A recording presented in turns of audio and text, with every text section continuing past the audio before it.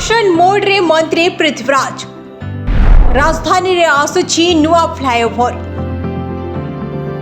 जयदेव बिहार रो नंदनकानन युद्ध स्तर रे माटी परीक्षा 180 स्थान रे खोला हेब रास्ता प्रबल भिड़ आशंका जारी हैला ट्रैफिक एडवाइजरी सेप्टेम्बर 19 जाए सावधान।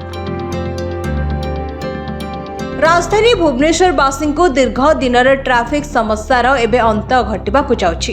पूर्त और आईन मंत्री श्रीयुक्त पृथ्वीराज हरिचंदन को दूरदृष्टि एवं त्वरित पदक्षेप जो बहु प्रतीक्षित जयदेव बिहार नंदनकानन फ्लाईओवर प्रकल्प एवं वास्तव रूप नेउछि।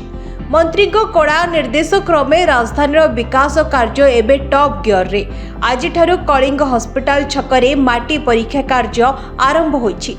अगस्ट 6 रु सेप्टेम्बर 19 तारीख पर्यंत एही प्रक्रिया जोरदार चलिबो।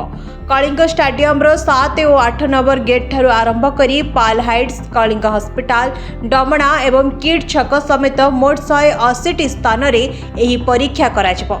तेबे एही उन्नयनमूलक कार्य पाई रास्तार किछि अंश अवरोध हेउथिबारु विशेष करी बेहेरा साहिरु किड छक मध्यरे ट्रैफिक भिड़ हेबार आशंका रहिछि। याको दृष्टि रखी एक स्वतंत्र ट्रैफिक एडवाइजरी जारी करा जायछि एवं साधारण जनता को विकल्प रास्ता व्यवहार करने को परामर्श दिया जायछि। विभागीय मंत्री पृथ्वीराज हरिचंदन को ही तत्परता और विकासमुखी आभिमुख्य निश्चित भावे ट्रैफिक समस्यार स्थायी समाधान करी राजधानीर भित्तिभूमि को एक नुआ उच्चता देव। Bureau report PTV।